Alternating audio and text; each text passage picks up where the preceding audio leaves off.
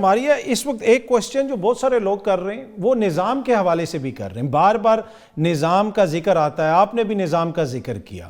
اب اس طرح لگ رہا ہے کہ وہ سیاسی جماعتیں جن کی حکومت کے حوالے سے عوام کو تحفظات تھے، عوام نے ان کو میجورٹی نہیں دی، لیکن وہ سم ہاؤ دوبارہ مینج کر رہے ہیں اقتدار میں آنے کے لیے، مطلب ایک طریقے سے وہ دوبارہ اقتدار میں آ جائیں گے۔ تو آپ سمجھتی ہیں کہ یہ جو نظام ہے اس میں بھی کوئی تبدیلی کی ضرورت ہے؟ ماضی میں ہم نے دیکھا جب تحریک انصاف کی حکومت تھی، صدارتی نظام کی بات ہوتی تھی کہ جناب ڈائریکٹ آپ ووٹ ڈالیں اور اپنا لیڈر چن لیں۔ اگر اس وقت ان انتخابات کے اندر ڈائریکٹ ووٹ پڑتے تو آپ سمجھتی ہیں کہ شہباز شریف صاحب وزیر اعظم بن سکتے تھے؟ تو پھر وہ جو لوگ نظام کی تبدیلی کی بات کرتے ہیں اس میں وزن نہیں ہے؟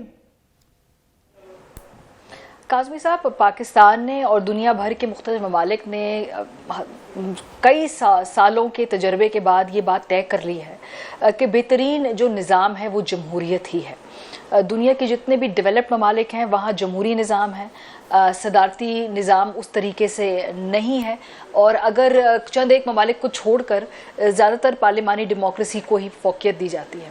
لیکن جہاں پہ صدارتی نظام بھی ہے وہاں پر ڈیولوشن آف پاور اتنی زیادہ ہے کہ لوکل لیول کے اوپر نچلے درجے تک اقتدار منتقل ہوا ہے۔ سو پاکستان کے اندر تو اگر ہم ٹیکنیکلی بات کریں صدارتی نظام رہ چکا ہے مارشل لاز کے زمانے میں، اگر آپ دیکھیں تو اسی طرز حکومت کے طور پہ چلتا تھا۔ یہ ہمارے مسائل کا حل نہیں ہے، ہمارے مسائل کا حل صرف یہ ہے کہ جو موجودہ نظام ہے اس کو ہی فائن ٹیون کیا جائے۔ جہاں بہت بڑی یہاں پر ایک چیلنج ہے وہاں پر ایک اپرچونٹی بھی ہے تمام سیاسی جماعتوں کے لیے۔ اب سب کو معلوم ہو گیا ہے کہ فیوچر کا ووٹر کس طریقے سے سوچتا ہے۔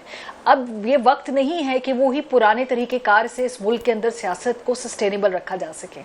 پی ایم ایل این کو پنجاب کے اندر 2002 کے بعد ورس پارلیمانی پرفارمنس کا سامنا کرنا پڑا ہے۔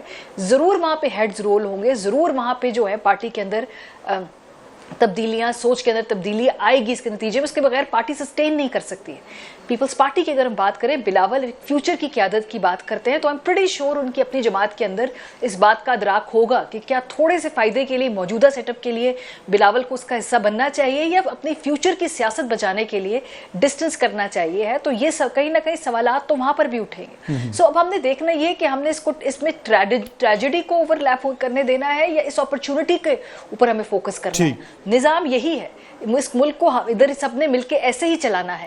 ہاں، کیا موجودہ جو جھٹکا لگا ہے جس میں نئے ووٹر نے بڑا ہی اوپنلی اپنی پسند ناپسند بتا دی، اس سے سیاسی جماعتیں کچھ سیکھیں گی؟